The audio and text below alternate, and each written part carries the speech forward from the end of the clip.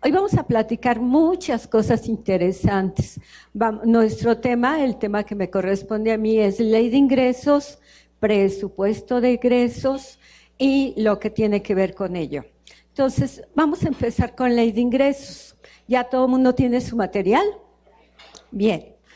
Entonces, ¿qué es ley de ingresos? Primero vamos a definir qué es la ley de ingresos, porque estamos acostumbrados a oír que en la ley de ingresos dice, pero ¿y qué es la ley de ingresos? Pues es una norma que anda por ahí, ¿verdad? ¿Cuál es su rango? ¿Cuál es su importancia? ¿Para qué sirve? ¿Por qué a veces ahí nos ponen la reforma y no en las leyes correspondientes? Bien, la ley de ingresos, de acuerdo a la doctrina, es un catálogo, una lista de todas aquellas contribuciones que en un año va a percibir el gobierno federal. Esta ley, como su nombre lo dice, es el producto del trabajo legislativo. ¿Qué quiere decir eso? Que el encargado de prepararla es el Congreso de la Unión, las dos cámaras, no así el presupuesto de egresos, que es su complemento, su contrapartida, como en el caso de una moneda, la otra cara. A través de la ley de ingresos, el gobierno federal dice qué va a percibir y a través del presupuesto de egresos establece qué va a gastar. El presupuesto de egresos lo elabora de manera exclusiva la Cámara de Diputados. Ahí no interviene la Cámara de Senadores. Bien, entonces les decía, la ley de ingresos es un catálogo, una lista de todas aquellas contribuciones que el legislativo le permite al ejecutivo que conjunte, que jale de todos los gobernados. Cuando hablamos de gobernados, nos referimos a mexicanos y a extranjeros, a personas físicas y a personas morales. Entonces, ¿por qué es el legislativo el que le permite al ejecutivo, a través de la ley de ingresos, recaudar estos conceptos? Porque recordamos que a nivel de teoría, el Congreso de la Unión es la voluntad popular, es todo el pueblo ahí representado. Y nótese que estoy hablando a nivel doctrinal o teórico, no me vayan a echar ahí una trompetilla de, oye Eva, qué ingenua eres, así dice la doctrina. Entonces, cuando el Congreso sesiona, es como si estuviéramos todos ahí representados, y por eso ellos externan nuestra voluntad cuando votan. ¿Cómo es en la realidad el camino? El presidente de la República, el Ejecutivo Federal, elabora la iniciativa, el proyecto, y se lo entrega al presidente de la Cámara de Diputados. ¿Por qué a la de diputados? Porque la Constitución dice que todo lo que tenga que ver con la materia de tributos, de contribuciones, invariablemente se tiene que discutir primero en la Cámara de Diputados. Así lo dice el artículo 72 de la Constitución. Si no fuera así, por el mero hecho de que no se cumplió con una formalidad, nosotros podríamos ir en amparo y pelear esa ley y se caería, porque no cumplió con el proceso legislativo. Bien, entonces decíamos en conclusión, la ley de ingresos es una lista, es un catálogo de aquello que el Ejecutivo puede cobrar. Tiene tal importancia que si en un ejercicio no apareciera ahí, por ejemplo, el impuesto sobre la renta, aunque exista la ley, no podría cobrarse. Fíjense la importancia que tiene, porque no está incluida en esta ley de lo que el Ejecutivo puede cobrar. Pero su propósito no es establecer sujetos, objetos, tasas o cuotas o tarifas. Eso le corresponde a la ley que regula cada contribución. Sin embargo, por comodidad, el producto legislativo, muchas veces el Congreso de la Unión pone ahí en esta ley de ingresos los cambios o las reformas que quieren hacer. ¿Por qué? Porque entonces cuando termina el año, en automático, ¿qué pasa? Queda sin efectos ese cambio. Porque dijimos que esta ley de ingresos es anual, tiene una vigencia anual, de tal suerte que sin que se tenga que decir más, terminando la vigencia de esa ley de ingresos, esos cambios quedan sin efecto. Pero esto genera un problema en la aplicación, porque ustedes van a ver que para este año hay dos reformas, dos cambios muy significativos, que son, uno, la eliminación del esquema de compensación universal, y el otro, conforme al artículo 25, fracción sexta de Ley de Ingresos, y el otro que está en el artículo 14º transitorio, que es el programa de autorregularización en materia de lavado de dinero. En lugar de que estén estos cambios en las leyes correspondientes, nos los plasman, nos los ponen en la ley de ingresos. Entonces, una persona que no es estudiosa y que no viene a los cursos del consejero fiscal, publicidad, ¿verdad?, no se entera de los cambios, revisa la ley y que encuentra pues que todo está igual, y entonces pues va a generar un problema en su cumplimiento. Y este tema que genera incertidumbre, inseguridad, atenta contra la legalidad jurídica. Algunos de ustedes me han preguntado, por ejemplo, aquí el contador Rafael, me han dicho, oye, ¿y realmente podemos ganar si promovemos amparo contra la eliminación de lo que es la compensación universal? Teóricamente sí, totalmente, porque como vamos a ver cuando lleguemos al punto, a través de la eliminación de esta compensación está generando dos lesiones a derechos fundamentales.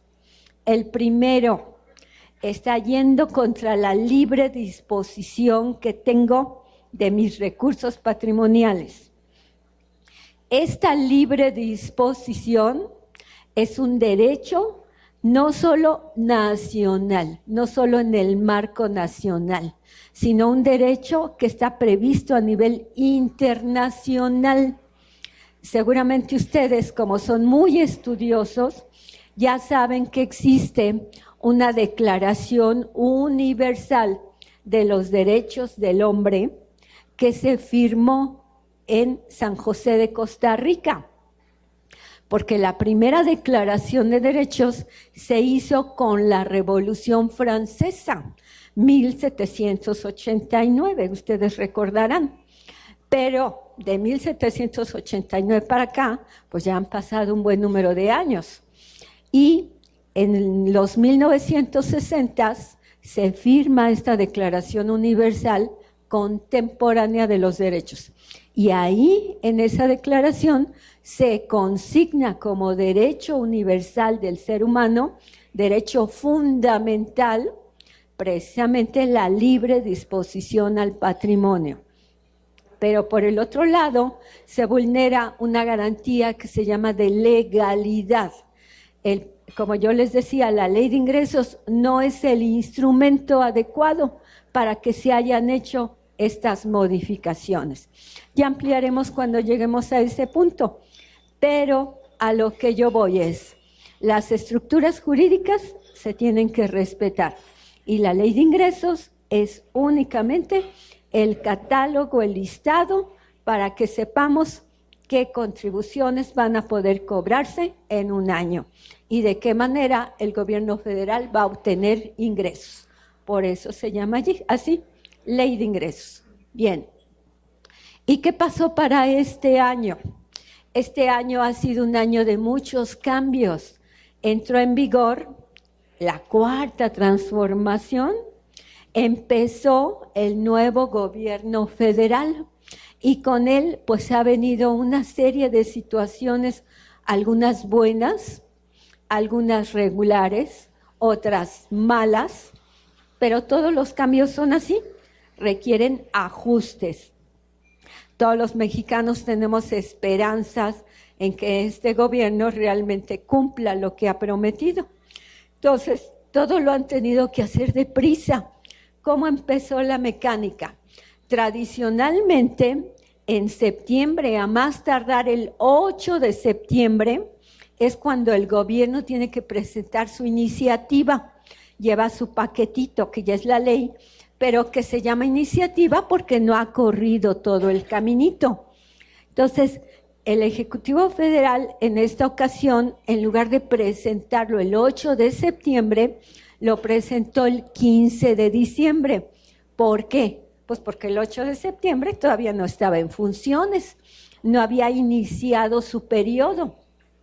Entonces, por eso la Constitución le permite que presente hasta el 15 de diciembre esta iniciativa. La presentó y en 3 días ya la comisión lo había aprobado, este paquete. Y para el día 21 ya el pleno lo había aprobado. Y ya para el día 28 se estaban publicando. Fíjense qué rapidez. Normalmente no trabajan tan rápido, pero ahorita la planadora que tiene el partido de Morena, pues hizo todas estas maravillas. El día 28 por la mañana se publica en el Diario Oficial de la Federación la Ley de Ingresos y el mismo 28, pero por la tarde, se publica el presupuesto de egresos. ¿Y qué es lo que contiene este paquete? Contiene 3 elementos importantes. La Ley de Ingresos, que ya mencionamos, el presupuesto de egresos y algo a lo que normalmente no le hacemos caso, los criterios generales de política económica. Si yo les pregunto, seguramente ustedes me van a decir que ni por enterados de qué son eso, ¿verdad? Bueno, pues estos criterios, la que sigue por favor, estos criterios, antes creo, Carlitos, si me haces favor, antes, ahí estamos. Estos criterios generales de política económica son muy importantes y muy interesantes. Yo les voy a sugerir que los lean. Es un documento harto, extenso, muy completo, donde nos muestra cuál es la situación internacional y nacional que está prevaleciendo y que inciden, que influyen en las determinaciones que toma el gobierno federal. Ejemplo, ¿qué pasa si hay una recesión a nivel internacional, como sucedió en 2009? El gobierno tiene que blindarse para que no nos golpee en el ámbito interno. ¿Y qué pasa si al revés? Afuera están bien las cosas, pero aquí dentro de nuestro país está muy convulsionado. Igual tienen que tomar los criterios. O lo que es peor, lo que ha pasado. Afuera están complicadas y adentro también. Son momentos muy complicados, entonces los gobiernos deben de tomar en cuenta eso. Nosotros cuando leemos las normas, muchas veces no entendemos el por qué se está determinando de tal o cual manera. Si nosotros nos acostumbramos a leer estos criterios generales de política económica, vamos a tener elementos para entender el porqué de las medidas. Y ahí nos dan todas las justificaciones. Entonces yo los invito a que lean estos criterios para que sepan el porqué de las cosas. Y ahí aparecen todos los indicadores macroeconómicos en cuanto se prevé el precio del barril de petróleo, cuántos barriles vamos a producir por año, cómo son las coberturas que está tomando el gobierno federal por si cambia el precio del petróleo, cuál es la paridad que vamos a presentar con el dólar, etcétera, etcétera, etcétera. Entonces, esos son los criterios generales de política económica y esto es lo que integra el llamado paquete económico. Bien, un ejemplo de eso, la que sigue, Carlitos, por favor. Un ejemplo de eso se los puse aquí, hasta les puse la página. Ahí tienen su material porque como es mucho, por más que amplíe el tamaño de la letra, se ve muy chiquito, pero en su material creo que se alcanza a ver, ¿no? Aquí, ¿qué es lo que yo les puse? ¿Cómo está el tema de la deuda? Tanto la interna como la externa. Y si ustedes ven, esto está expresado en relación al PIB, al Producto Interno Bruto. La deuda que tiene el país, entendiendo como tal, tanto la interna como la externa, está llegando al 47%. ¿Qué quiere decir eso? Que de todo lo que produce el país en un año, que eso es el Producto Interno Bruto, debemos el 47%. Es decir, casi la mitad de lo que producimos ya lo debemos. De tal suerte que el país solo se queda con la otra mitad. De ahí es que tiene que resolver todo.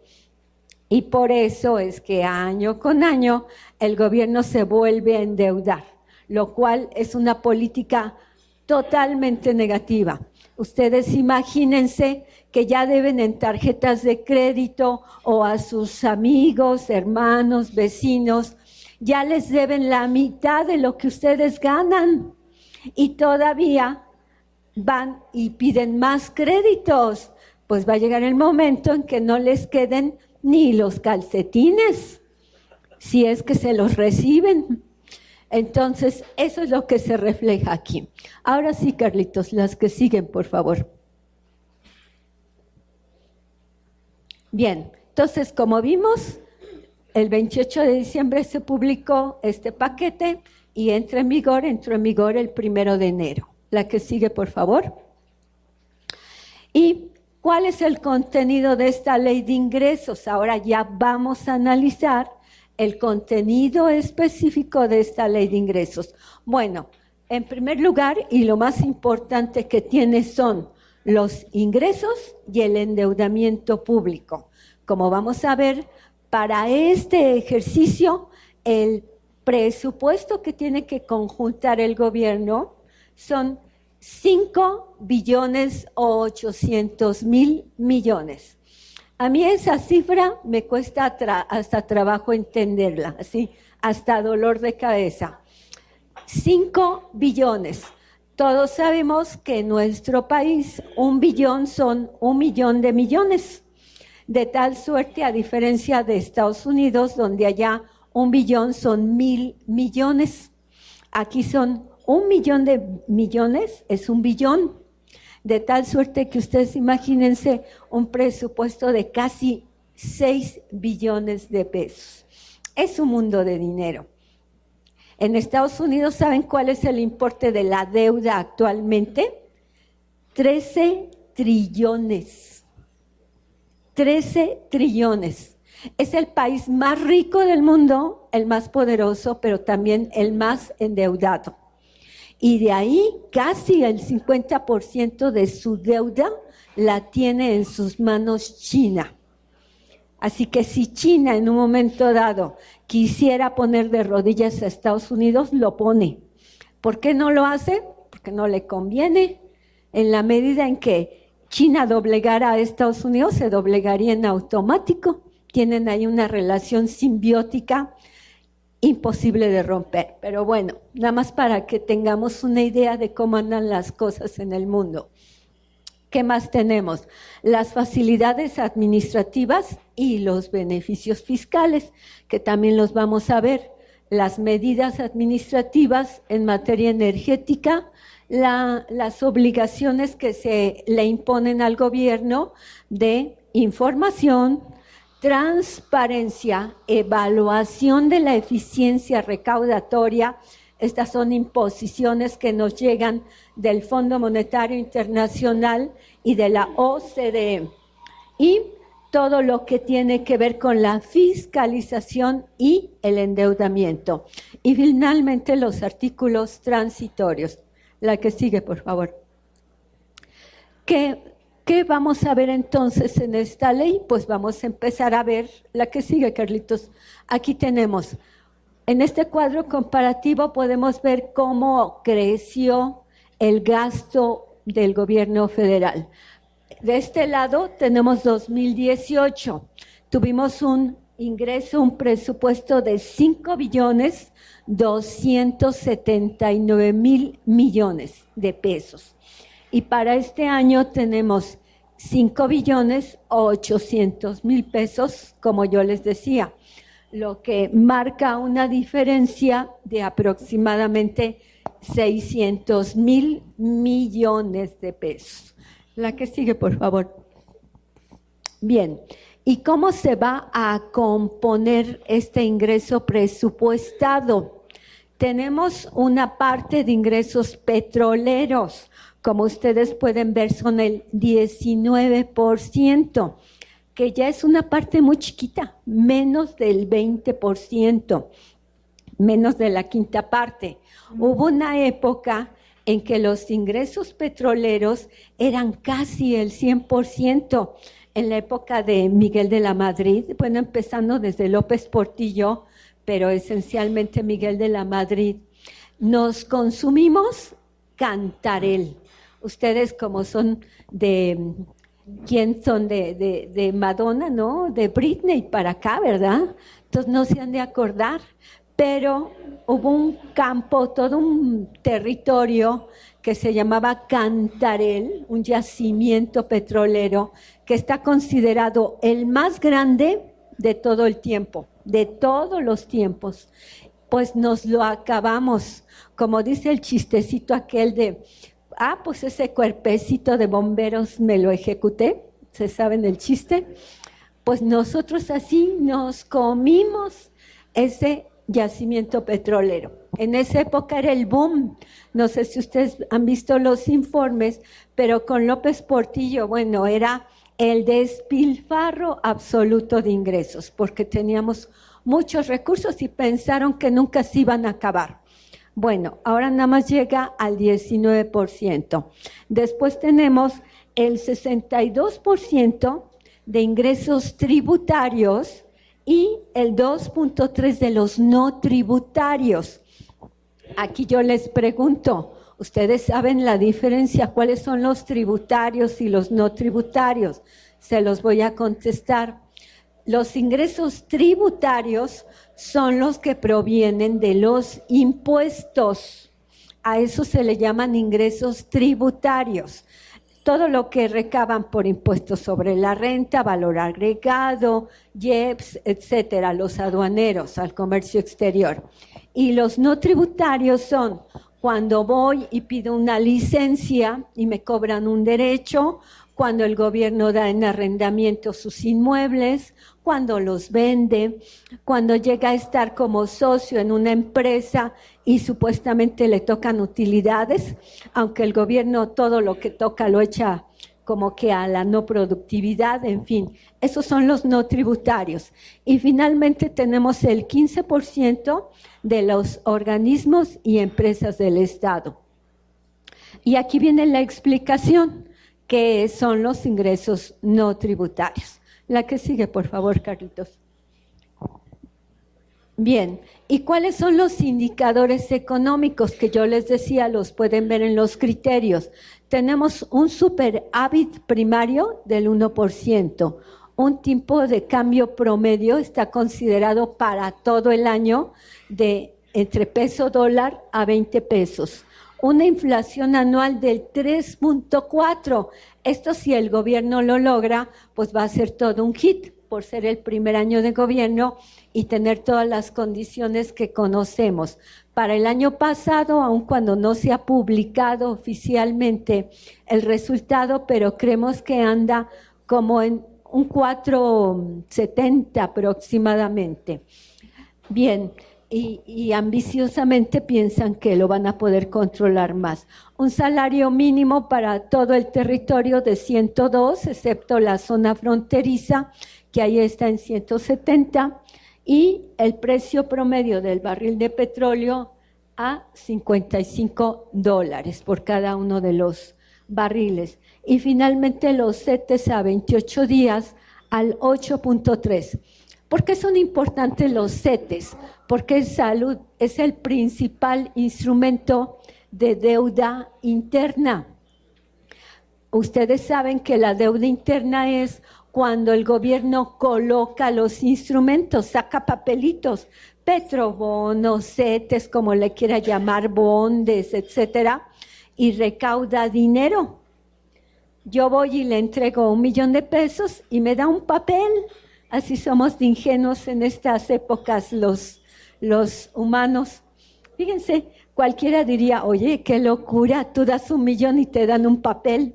Y con ese papel me hacen creer que estoy ganando porque me están dando una ganancia, teóricamente, pero lo que hay que ver si algún día me los van a poder pagar, porque para poder pagar los intereses el gobierno pide más y más, y así se ha ido en esta bolita de nieve. La que sigue, por favor, Carlitos. Bien, y ahora fíjense esto que yo les decía en materia de endeudamiento. Vean lo que se autoriza al gobierno en el interno, es decir, con los propios integrantes de México, hasta por 490,000 millones de pesos. Y hacia afuera en el externo, hasta 5,400 millones, pero de dólares. Ahí la diferencia. Pero esto no es lo más grave. A mí lo que me preocupó, me asombró, es que la que sigue, Carlitos, como van a ver en la siguiente imagen, no solo el gobierno federal puede endeudar al país, se permite que cada estado de la República pida préstamos. Y no solo eso, sino los organismos que componen el gobierno federal, la administración pública, pueden pedir también dinero. Petróleos Mexicanos por su cuenta se puede ir a endeudar. La Comisión Federal de Electricidad puede ir a pedir dinero. Entonces, si ustedes suman lo que pide el gobierno federal, lo que piden los estados, lo que piden los organismos y lo que piden los integrantes, los gobernados, va un Slim o va un Roberto Sada o el nombre importante que ustedes quieran, y piden créditos internacionales. Entonces, finalmente todo eso son deudas que vamos a soportar a nivel de todo lo que es México. La que sigue, por favor.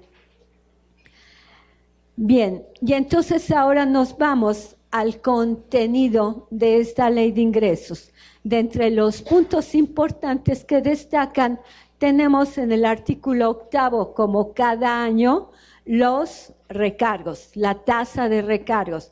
Para este año se mantienen idénticas condiciones que el año pasado. No cambia, no sube. Tenemos que en los casos de prórrogas, cuando vamos y le pedimos tiempo al gobierno para pagar, o en un pago diferido, nos van a aplicar el 1.28 si llegamos y le pedimos hasta 12 meses. Si le pedimos 24 meses, va a ser hasta 1.53, y por más de 24 meses, el 1.82. Esta tasa de recargos ya contiene el factor de actualización. La que sigue, por favor, Carlitos.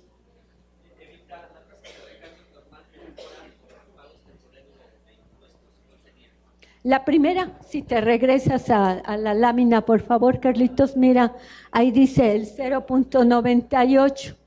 Esa es la normalita. Ya cuando tú vas y pides, documentas un pago en parcialidades o diferido, es que dependiendo del tiempo te van a aplicar estas tasas. Sí, acuérdate que la reglita es eso, esta tasa del 0.98 al doble, es lo que te aplican si tú dejas de pagar en tiempo, por la falta de pago oportuno, ¿sí?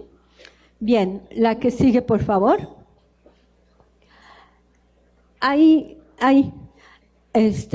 ¿Qué es el pago en parcialidades? Solo como un recordatorio.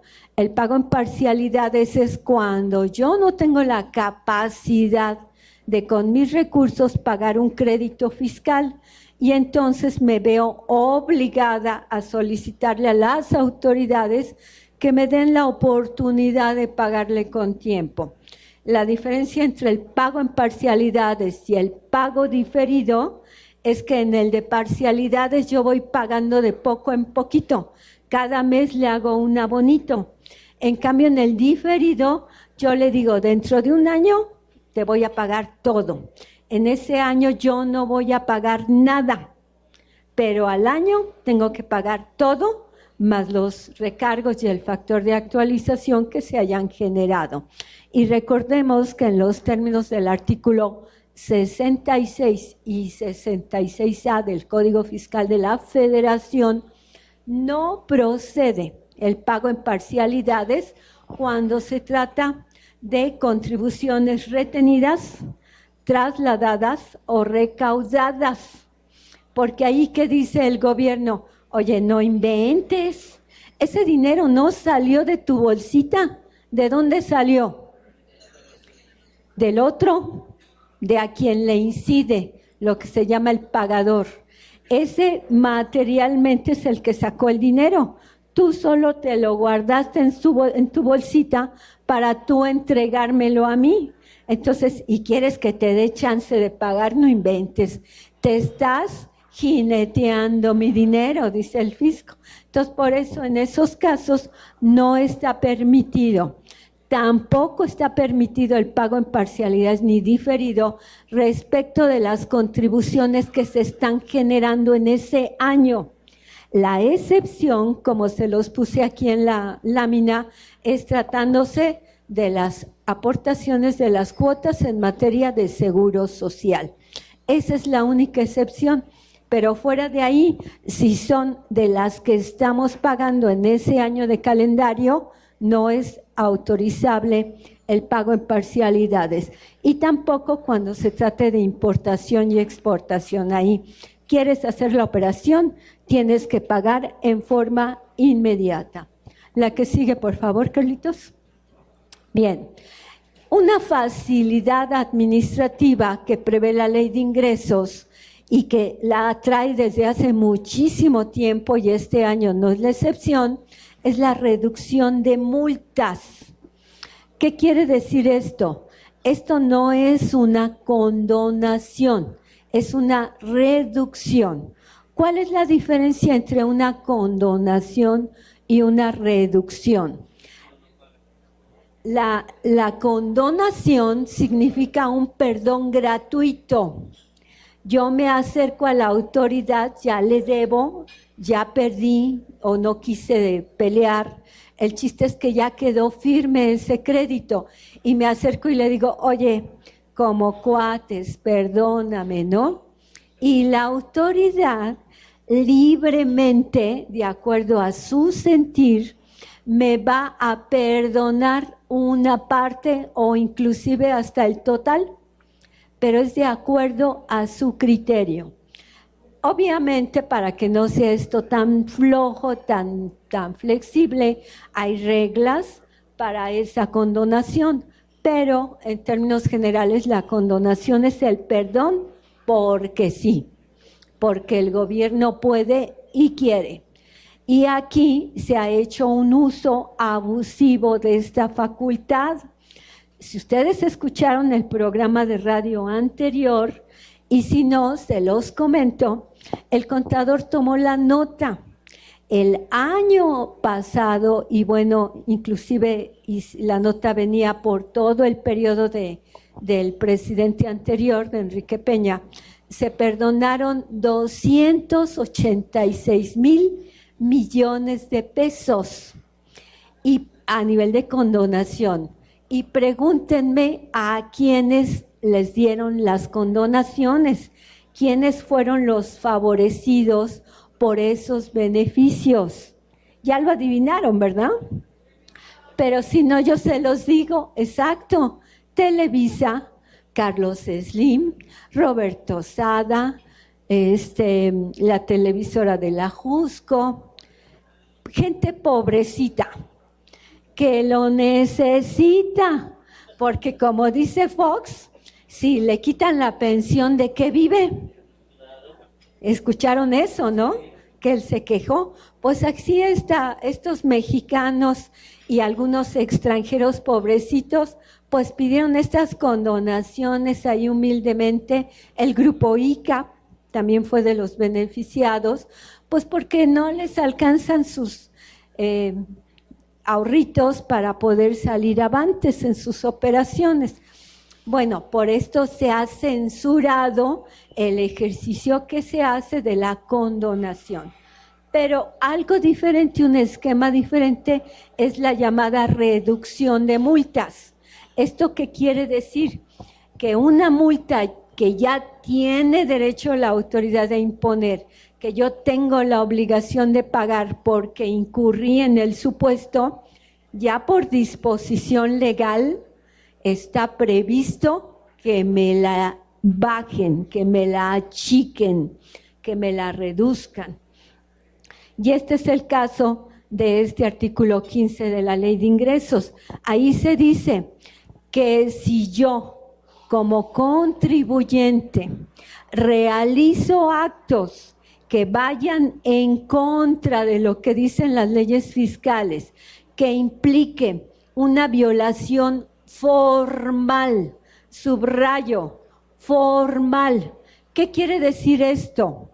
Que aquí yo la obligación que incumplí no fue de la falta de pago. Esos son aspectos sustantivos o de fondo.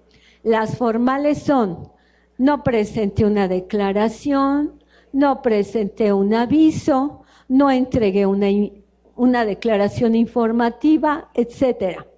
Esas son las obligaciones formales.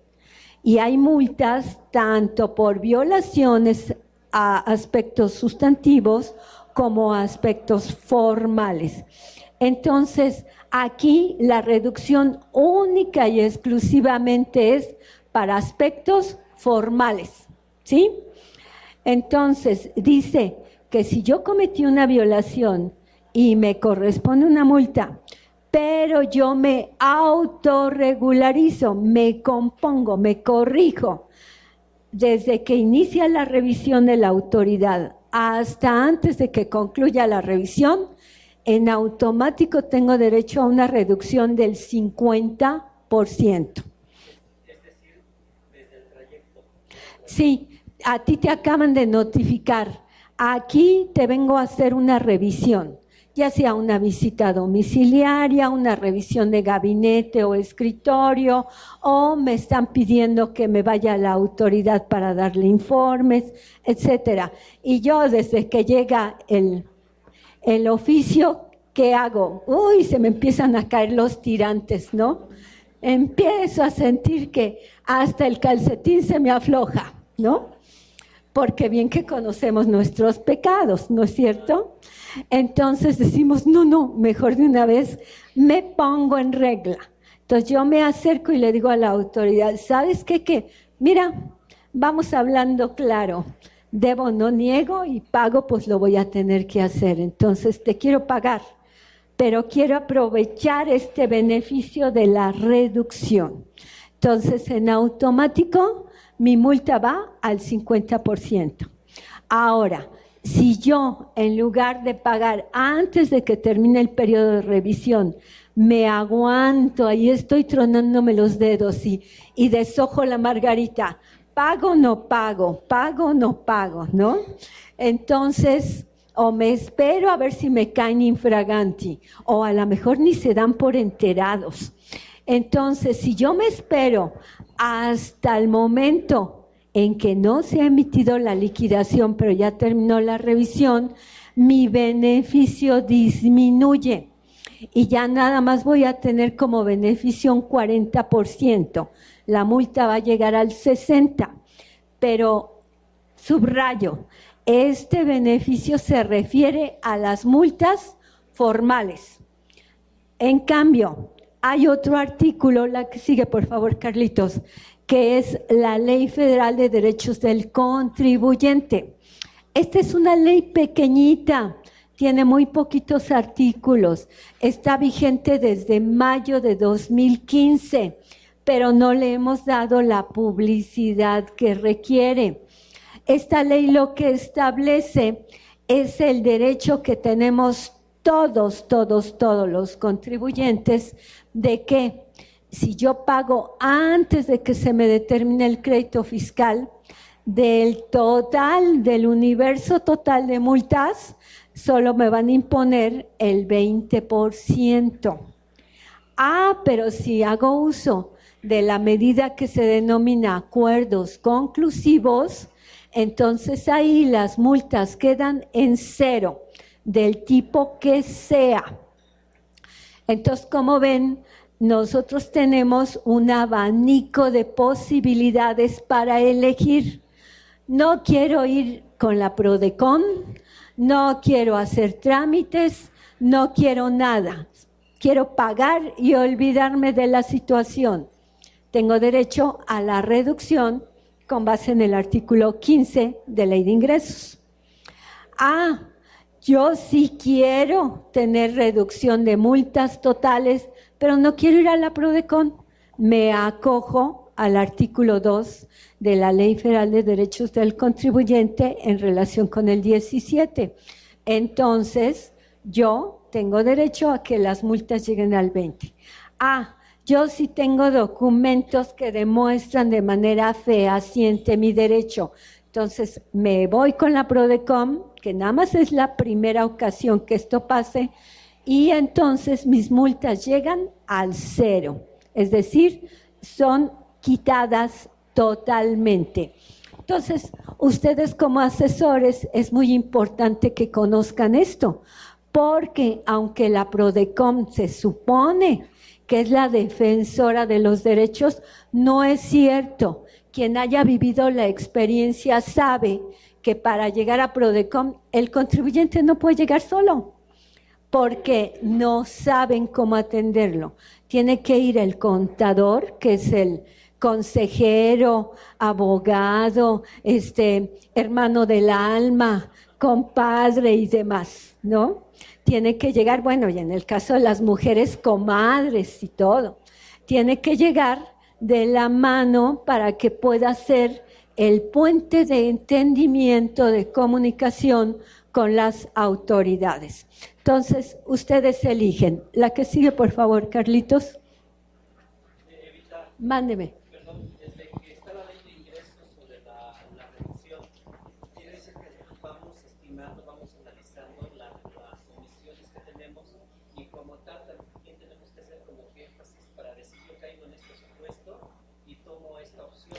Claro. ¿Manifiesto de esa manera de inmediato con la autoridad o cómo lo manejamos? En cualquiera de los beneficios que hemos visto, nosotros nos dirigimos con la autoridad, por eso les digo que se necesita ahí estar de la mano el contador, que es el hermano de alma, el espejo en que se mira el contribuyente, y no sé cuántas más adjetivos calificativos le corresponde al contador, pero es su asesor espiritual, es su gurú.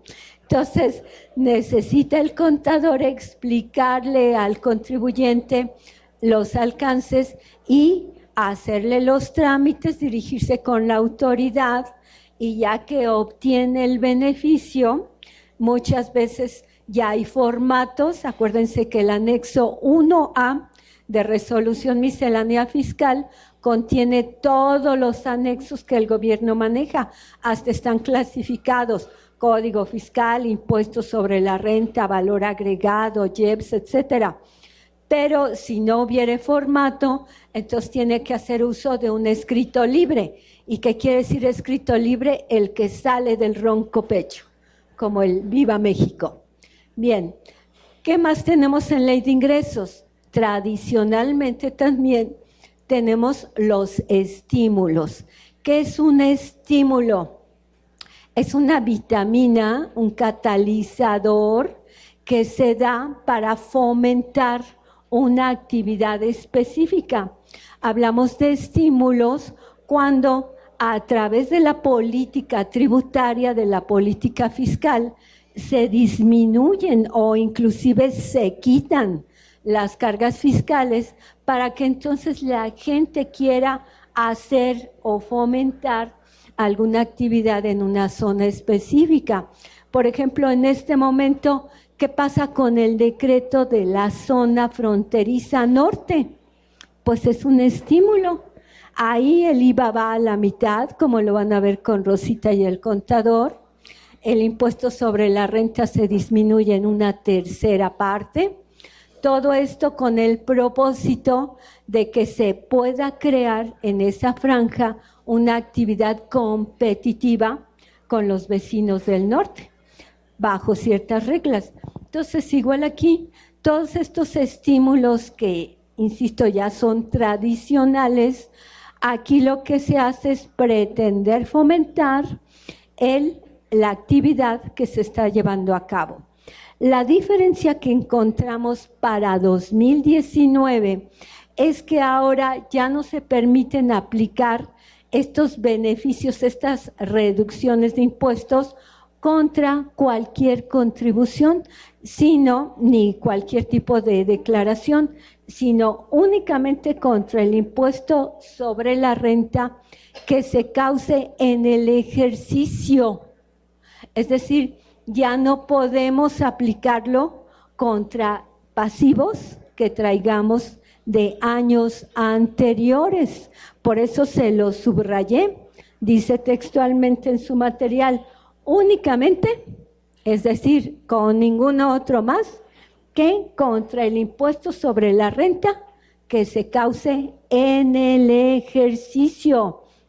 ¿Y cuál es el otro requisito? Ya no contra pagos provisionales, sino exclusivamente con el impuesto anual. Y ya no contra retenciones a terceros. De tal suerte que está siguiendo todo lo que tiene que ver con estímulos, las reglas de la compensación que nos quitaron. Solo es en la anual, hacia adelante del ejercicio y ya no contra retenciones, solo contra impuestos que genera el propio contribuyente, es decir, impuestos directos. Bien, la que sigue, por favor.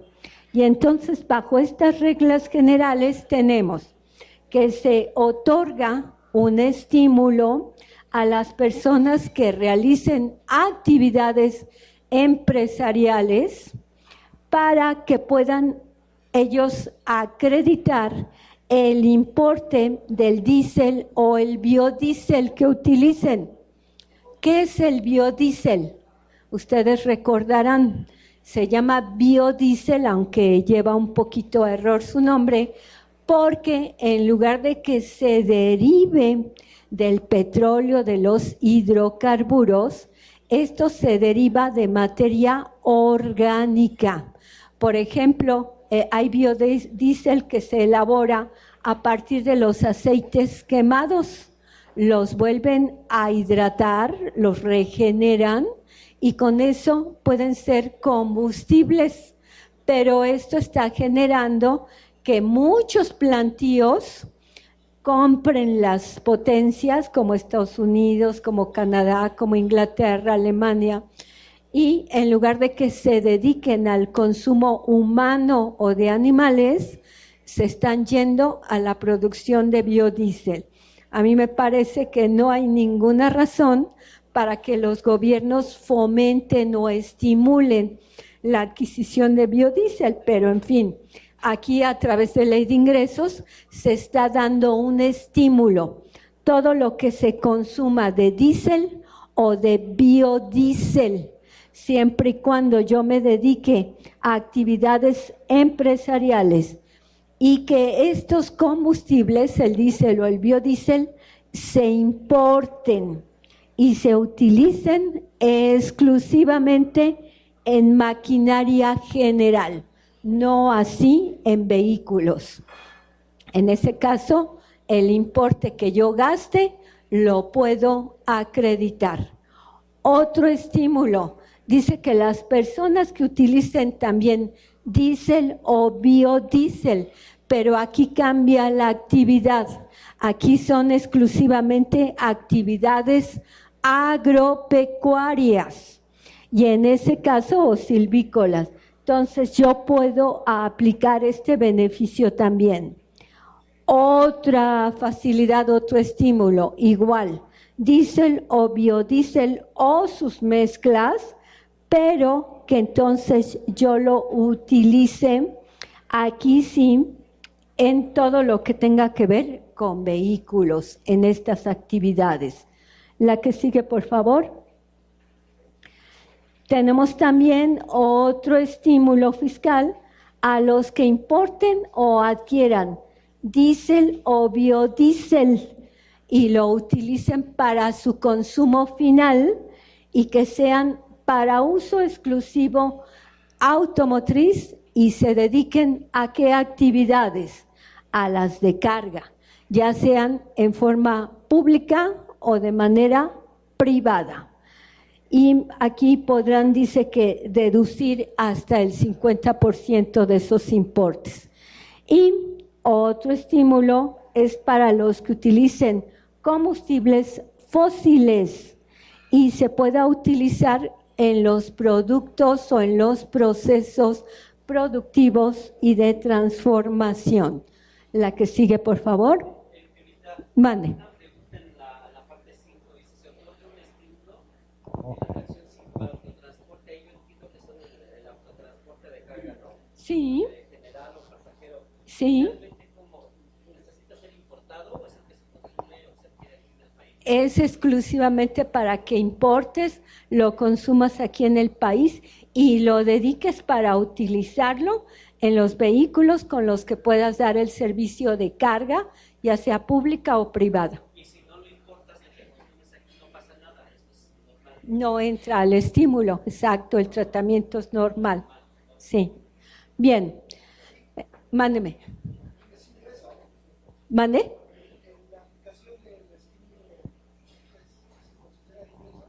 Claro, muy buen punto.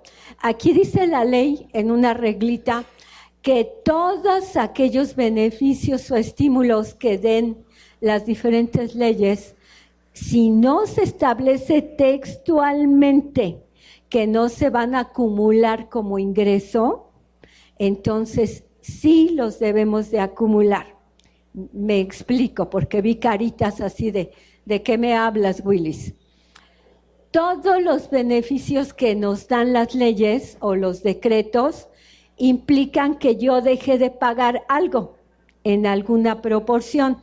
¿Estamos de acuerdo? Eso que yo dejo de pagar, de acuerdo a la ley del impuesto sobre la renta, se convierte en un ingreso. Pues yo lo tenía que sacar de mi bolsita. ¿Estamos de acuerdo? Y lo dejo de sacar. Entonces, esa parte que me ahorro es un ingreso para la ley que tengo que acumular. Entonces, la regla es, a menos que la ley diga que no lo acumules, todo lo demás que no diga nada, lo tienes que acumular. De tal suerte que eso que nos ahorramos, finalmente, pues la tercera parte, más o menos, se convierte ¿en qué? En un ingreso por el que voy a pagar un impuesto. Entonces, la ley dice que exclusivamente en el caso de las ayudas que se reciban por haber sido víctima de los sismos que hubo el año pasado, esos son los únicos casos en que no va a acumular. Pero fuera de esos supuestos, todo lo demás sí acumula. Entonces, estos beneficios todavía tienen la reducción por el gravamen que se deriva de que lo acumulemos como ingreso. No sé si quedó claro. No. A ver, ¿quién dice no? ¿Todos dicen sí? Bueno, entonces nos vemos a la salida. No, rapidísimamente lo vuelvo a comentar para que quede claro.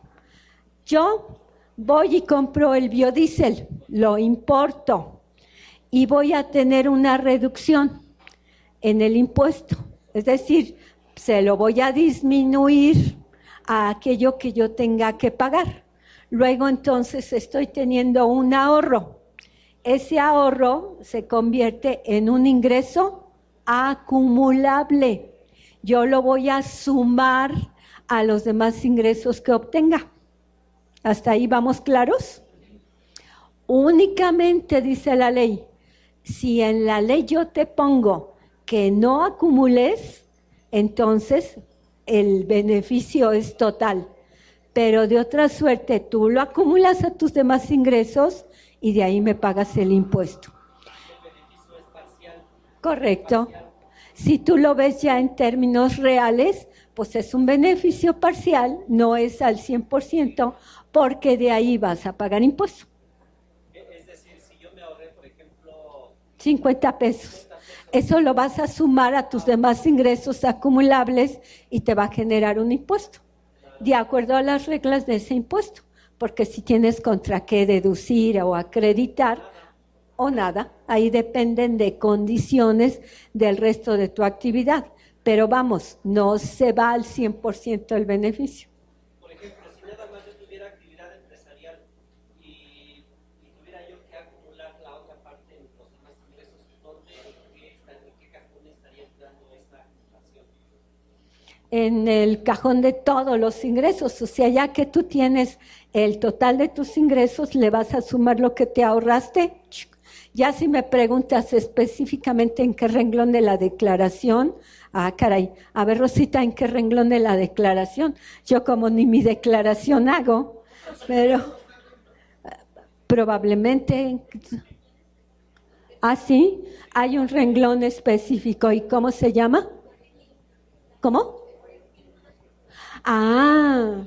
Dice Rosita, nuestro genio trabajando, que en la declaración hay un apartado, un renglón que dice estímulos fiscales. Entonces ahí lo vamos a consignar. Ven cómo ya el fisco todo lo prevé y Rosita nos lo traduce. ¿Quedó claro? ¿Todo el mundo dice sí? ¿O están dormidos? Bien, esa voz me gusta. Bueno, entonces, ¿qué encontramos aquí? Artículo 2, fracción primera, inciso H de la Ley del Impuesto Especial sobre Producción y Servicios. Para este ejercicio, y que ya desde el gobierno del presidente Calderón viene siendo, hay una importancia especial a los gravámenes sobre los hidrocarburos. Inclusive se crearon leyes especiales para regular esta actividad. ¿Por qué? Pues porque se ha dado lo que se han llamado los contratos para la explotación, desde para la investigación, salud, localización y explotación, salud, de todo lo que son yacimientos. Entonces, por eso, este artículo del impuesto especial sobre producción y servicios trae consignado una tarifa especial. Entonces, todos los que tengan clientes o que tengan sus propios yacimientos petroleros o que tengan sus plataformas marinas, no sé cuántos de aquí tengan, pero bueno, deben de saber que hay leyes específicas que regulan la actividad y que establecen las contribuciones en esa materia. La que sigue, por favor. Bien, todavía en el renglón de estímulos, dice que se otorga un estímulo a los titulares de concesiones y asignaciones mineras.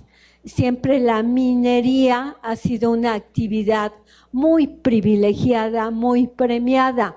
Para ellos se otorga este estímulo para que cuando sus ingresos sean menores a 50 millones de pesos, pobrecitos los angelitos, ¿verdad? Tuvieron ingresos menores a 50 millones, necesitan un estímulo. Entonces dice que se les va a permitir el acreditamiento del derecho sobre minería que hayan pagado. Dicho en otros términos, a aquellos mineros que tengan menos de 50 millones de pesos al año no van a pagar el impuesto a la minería. Pobrecitos angelitos. ¿Ustedes cuántos de aquí ganan 50 millones al año? Sí, todos, ¿verdad? Por eso esas caras. Bueno, otro estímulo. Dice que a aquellos que tributen en el título 2, ¿quiénes son los que tributan en el título 2? Pues casi todos, es la regla, que consiste en disminuir la utilidad fiscal determinada en los términos del artículo 14, que sobre la participación de los trabajadores en las utilidades.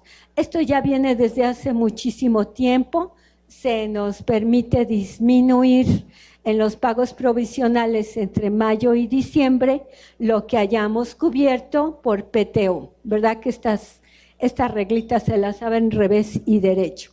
La que sigue, por favor. Bien, y todos aquellos que hagan donación de alimentos a los bancos donde se recauden esto, van a tener también un estímulo fiscal equivalente al 5% del costo de lo vendido que le haya correspondido a esas mercancías. A mi juicio, es muy pequeñito este estímulo fiscal, debería de crecerse para que todas esas personas que tienen alimentos que todavía son utilizables, pues los puedan mandar a estos lugares de acopio para que puedan ser distribuidos. Se entregan a orfanatos, asilos, etcétera. Entonces, eso me parece que es una buena situación, pero me parece muy pequeñito el estímulo. Y finalmente, dice que todas aquellas personas que contraten, que empleen para realizar sus actividades a personas con discapacidad motriz, van a tener también un estímulo. Entonces, pues aquí cuando tenemos nuestro IQ muy bajito, pues podemos ser empleados por estas personas y tengan la posibilidad de gozar de este estímulo fiscal. Bien. La que sigue, Carlitos. Y dice que también van a darse un beneficio fiscal a todos aquellos que se dediquen a proyectos cinematográficos. A ver si ya tenemos un Del Toro, un Cuarón más seguido aquí en México, porque ellos son mexicanos, pero allá en el extranjero. Pero el chiste es que los tengamos aquí. Entonces están premiando a todos aquellos que se dediquen a estos aspectos. Y finalmente dice que hay el beneficio de que no se entregue la constancia de retención, siempre y cuando la persona a quien se le haga el pago por el que se hace la retención expida el CFDI. Pero este beneficio única y exclusivamente comprende el no entregar la constancia de retención, que hasta donde entiendo es una chinche, ¿no? Para ustedes los contadores, que claro, todo lo hace el programita. Pero bueno, ahí está el beneficio. ¿La que sigue? Bien, y finalmente se exime del pago del derecho del trámite aduanero que se cause por la importación de gas natural. ¿Por qué se está beneficiando? ¿Por qué se está estimulando la importación de gas natural? Porque se considera que es un combustible ecológicamente sano, que no contamina. Pero fíjense, primero el presidente Fox entrega el yacimiento gigantesco que teníamos en los estados de Nuevo León y Tamaulipas, se los entregó a Estados Unidos, y ahora sí nos dicen, ándale, tráete el gas y te damos un estímulo. Qué absurdos, ¿no? Pero bueno, así estamos aquí. Y finalmente dice que se le da al SAT la posibilidad, que por el otro lado visto es una obligación, de emitir las reglas para que se pueda hacer efectivo todos estos estímulos fiscales. Pero el SAT no ha querido trabajar, por eso no tenemos resolución miscelánea fiscal. Si se fijan, para este año no se ha expedido la resolución miscelánea fiscal. Está vigente la del año pasado, la de 2018, como Rosita dio a conocer, tanto a través del tuit como en el programa. Esto se debe a una reforma, a una mención que se hizo en la tercera modificación de resolución a miscelánea fiscal, que se publicó desde el 19 de octubre. Ya sabían los del nuevo gobierno que no iban a estar en condiciones de emitir la resolución miscelánea, porque es muy laborioso. ¿Ustedes saben la cantidad de reglas que tiene resolución miscelánea? ¡Puh! Si juntáramos lo que es la resolución base más todas las modificaciones, bueno, es una cantidad importante de normas que se van actualizando. ¿Para qué se emite la resolución miscelánea, aparte de para complicarnos la vida? Bueno, dice el artículo 33, inciso G de gato, del Código Fiscal de la Federación, que las autoridades fiscales podrán conjuntar todas las reglas que permiten la aplicación de las normas fiscales, es decir, aquello que permite hacer efectiva cada norma, y las van a integrar en una compilación, pero vean lo que dice, de duración anual, de vigencia anual, de tal suerte que aunque en resolución miscelánea se haya dicho que se prorrogaba la aplicación de la de 18, eso es ilegal y por lo tanto inconstitucional. Me explico. La ley, el Código Fiscal tiene la jerarquía de ley, es superior a las reglas de resolución miscelánea. A través de las reglas de resolución miscelánea no se puede ir en contra de lo que dice la ley. Si hace eso la autoridad, incurre en un vicio de inconstitucionalidad, rompe las reglas del orden jurídico. Y aunque el contador Vicente bromea diciendo que regla mata ley, porque es muy común esto, pero ese es un fenómeno de hecho. A nivel de derecho esto no es posible, no está permitido. Por lo tanto, técnicamente hablando, no hay resolución miscelánea. Técnicamente hablando, no tiene validez ninguna de las normas que están expedidas, ni las nuevas.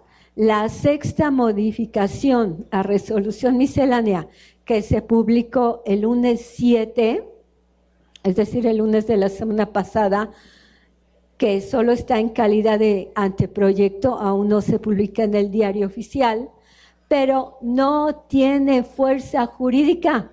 Si cualquiera de ustedes la combatiera, tendría el 100% de posibilidades de ganar, porque es inconstitucional, no puede ir en contra de una norma superior.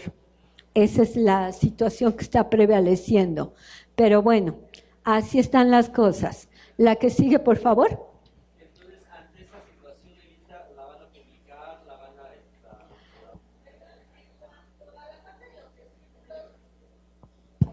Del cuarto punto, donde dice que se otorga un estímulo fiscal a los contribuyentes que importan o adquieran diésel y sus mezclas para uso automotriz.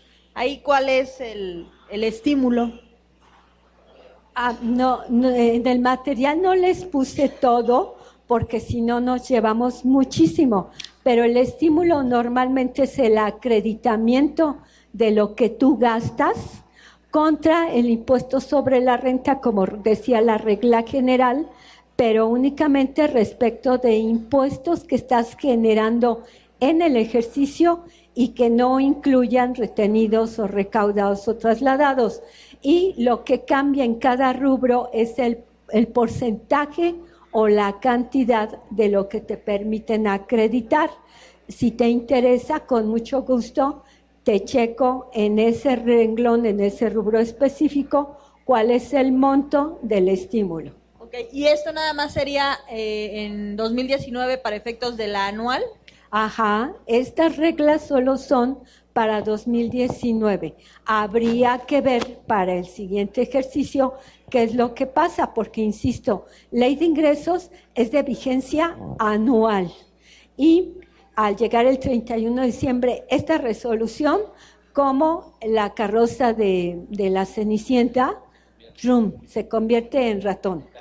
Entonces habrá que ver qué reglas vienen para el siguiente año. ¿Sí?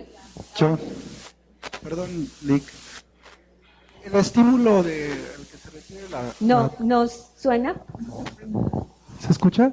Ya se escuchó. Sí, el estímulo al que comenta la compañera es el IEPS. O sea, tú puedes acreditar que sí, lo que pagas respecto de ese combustible sobre el IEPS. Especial sobre producción y servicios. Es el que puedes llevarte Toda contra el razón, ISR Rafael. propio.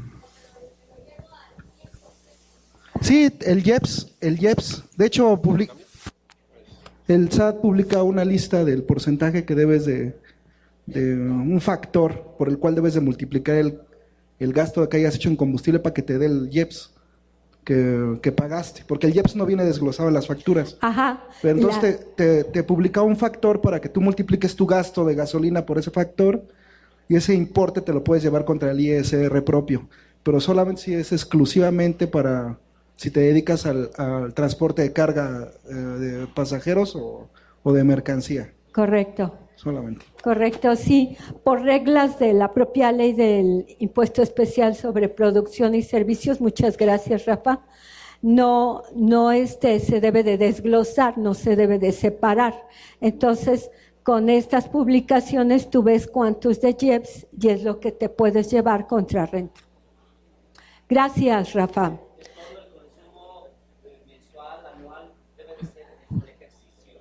Así es. Que tenga, por ejemplo, 1,000 pesos de renta y la suma de los porcentajes del bien sean 200 pesos, sería... Te vas así es, exactamente así. Y, claro, ya te quedaste así, tendrías que solicitar devolución.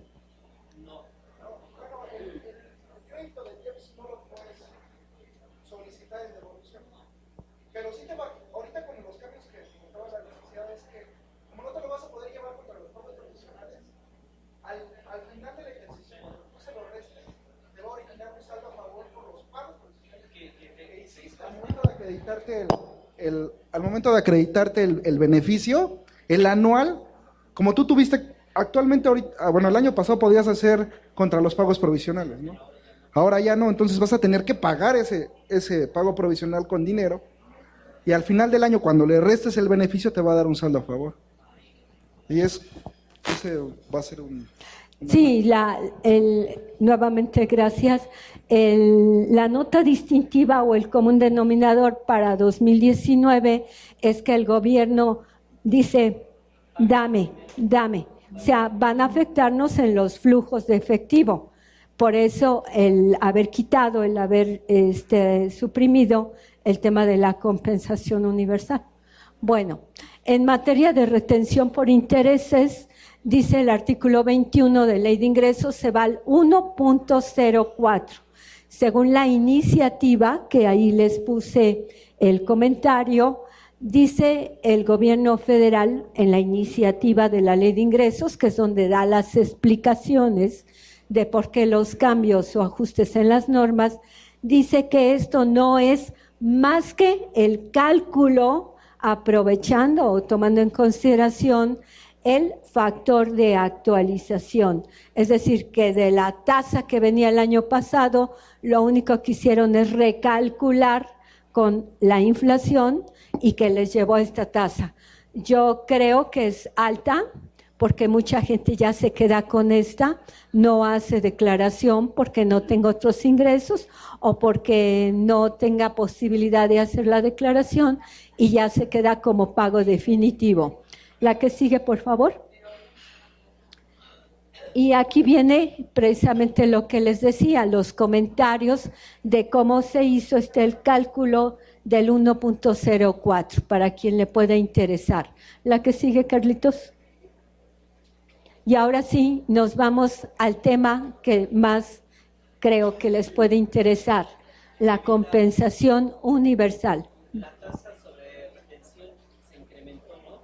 Sí, se incrementó al 1.04, así es. ¿Qué es la compensación universal? Bueno, es el nombre elegante, rimbombante, muy nice, dijéramos, a través del cual se permitía que todo lo que nosotros tuviéramos de saldos a favor, lo pudiéramos matar, lo pudiéramos compensar contra aquello que debiéramos. De acuerdo a la doctrina jurídica, ya se me acabó el tiempo. ¡Ay! ¡Qué barbaridad! Que me quedan 10 minutos, tengo que irme como merolico. Bueno, a nivel de la compensación universal, les decía, en la teoría general, en el Código Civil, se establece que cuando dos personas son mutuamente deudor y acreedor, entonces se permite que se maten esas cuentas, porque es un sentido práctico. No tiene caso que yo saque de mi dinero y le pague a él y él me tenga que pagar a mí. Eso es absurdo. Entonces, por sentido práctico, yo le debo 5 y él me debe 5, pues quedamos en 0. ¿Para qué tanto papeleo? Eso es lo que da vida, da sustento a la compensación universal. Sin embargo, ¿qué dijo el gobierno para este año? ¿Sabes qué, compañero? Sorry. A partir de esta fecha, única y exclusivamente vas a poder hacer el acreditamiento o el aprovechamiento de tus saldos a favor, primero en aquello que tú me debas por adeudo propio. Y hay muchas empresas que el 70 o más es por retenciones de lo que pagan, es el fuerte, porque tienen una nómina muy grande o porque se dedican más a ventas, etcétera. Pero el tema es que hay muchos giros donde todo lo que tienen que pagar en su mayor parte es derivado de retenciones o de contribuciones retenidas o trasladadas, recaudadas o trasladadas. Ahora dice la norma, exclusivamente por adeudo propio es que vas a poder tú hacer la compensación. Y además la regla es de que ambas deriven del mismo impuesto. Ya no es de que lo que yo traigo a favor de IVA lo pueda pagar en renta o al revés, lo de renta con IVA. Entonces, esta es una parte que a todo mundo le va a generar dolor de cabeza. ¿Por qué? Porque nos empuja a que todos debamos de hacer el trámite de devolución. Esto es lo que el gobierno establece en la iniciativa como su justificación de que no nos causa daño. Dice, yo no te causo daño porque tú puedes recurrir a la devolución, pero díganme ustedes si es fácil obtener una devolución. Es como sacarse la lotería o como irle a pedir un beso a Brad Pitt o a Angelina Jolie, ¿no? Entonces, ¿qué tenemos que hacer? Pues pelear. Esto es una medida totalmente en contra del contribuyente. Le está quitando la capacidad de sus flujos, porque entonces a fuerza tiene que sacar el dinero de su bolsillo para poder cubrir sus obligaciones fiscales. Y dice que tratándose de IVA, estas son reglas para cualquiera menos de IVA, tratándose de IVA, dice que cuando en la declaración de pago resulte saldo a favor, únicamente se podrá acreditar contra el impuesto a su cargo, es decir, IVA con IVA, pero de los meses hacia adelante, en los meses siguientes, hasta agotarlo. Y de no hacerlo así, solicita tu devolución. Y si no pides devolución, yo entonces voy a perder el derecho. Así que tenemos reglas muy severas. ¿Qué se sugiere? Ustedes pueden elegir entre acogerse a esto que ya está vigente, entró en vigor el 1 de enero, hoy estamos a 15, ya tiene 14 días funcionando. Entonces, una de dos, aquí es como dice el adagio, el refrán, o lo tomas o lo dejas. ¿Cómo es tomarlo? Someternos a su aplicación. ¿De qué otra manera podemos hacerle? Promoviendo el amparo. Es la única alternativa institucional. Claro, existe la de facto, la de hecho, de pues no obedezco y tampoco promueve el amparo. Y el día que me revisen, me hacen chuza. Ustedes eligen. Yo considero que ahí lo prudente es promover el amparo. Tenemos dos momentos. Uno, contra la mera expedición de la ley, que ya está corriendo el plazo. Son 30 días hábiles, que solo son de lunes a viernes, descontando los que sean inhábiles, que se vence por ahí del 5 de febrero, o la otra forma, que es contra el primer acto de aplicación. Aquí yo les comento que los doctrinarios se han puesto a comentar acerca de este tema, y lo que se dice, yo coincido con ello, que aquí tiene que ser, para que se pueda demostrar el interés jurídico, presentar ya una solicitud de compensación de los saldos, como se venía aplicando. La autoridad me va a decir que no, y contra esa negativa es que podemos promover el amparo, porque de otra suerte no acreditamos el interés jurídico, ese derecho junto a la afectación. Y aquí, por lo tanto, yo debo de traer ya un saldo a favor, que no me estén permitiendo utilizarlo para pagar impuestos diferentes y de periodos diferentes.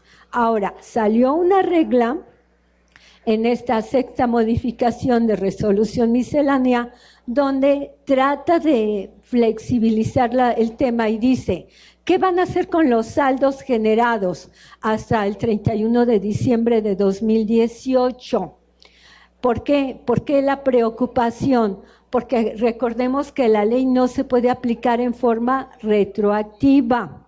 Entonces, lo que ustedes hayan generado de saldos hasta el 31 de diciembre, le aplica, le regula la norma anterior, porque no son normas de procedimiento, son normas de fondo.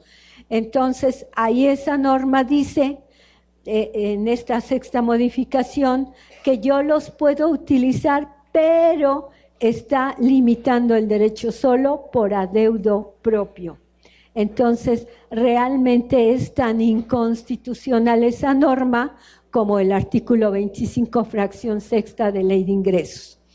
La que sigue, por favor, Carlitos. Mande. Es decir, si yo traigo un saldo a favor del 2018 para atrás, Ajá. de ICR, lo único que también tengo que la posibilidad de aplicarlo hacia el mismo impuesto. Correcto. No puedo ir con retenciones. Correcto, correcto. ¿Qué pasa ahí con el subsidio que tenemos generado? ¿No se escuchó la pregunta? Miren, como ya le toca la intervención a la siguiente, me quedan todavía temas. Hoy me fui menos rápido y no alcancé a ver, me falta el tema de todo lo que es la ley de lavado de dinero, el programa de autorregularización. Si les parece bien, yo les propongo lo siguiente. Vamos a permitir que le corresponda el turno al contador Vicente y a Rosita, y cuando ellos terminen, lo dedicamos, si nos permite obviamente el contador, lo dedicamos a todas las preguntas y respuestas, y en todo lo que concierne a la ley de lavado de dinero, nada más les comento que se permite un programa de autorregularización. ¿Qué quiere decir? Que yo puedo ponerme al corriente de todas las obligaciones que traigo incumplidas desde que entró en vigor la ley, que fue julio de 2013, hasta la fecha, sin multas, lo cual es muy importante porque hay multas que llegan a 5 millones de pesos y porque además en algunos casos implica pena privativa de libertad.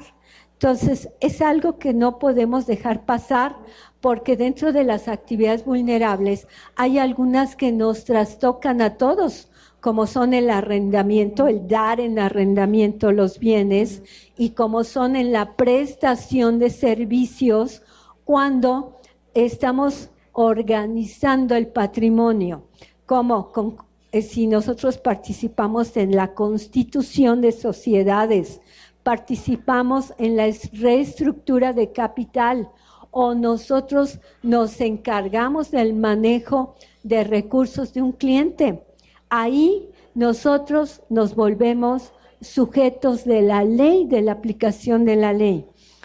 Entonces, yo los invito a que nos acompañen el 29 de enero, que va a ser la plática sobre todo lo que es la ley de lavado de dinero.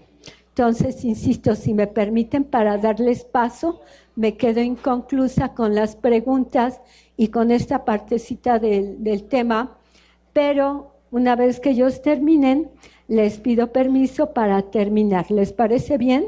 Y todas las preguntas que quieran hacer. Gracias.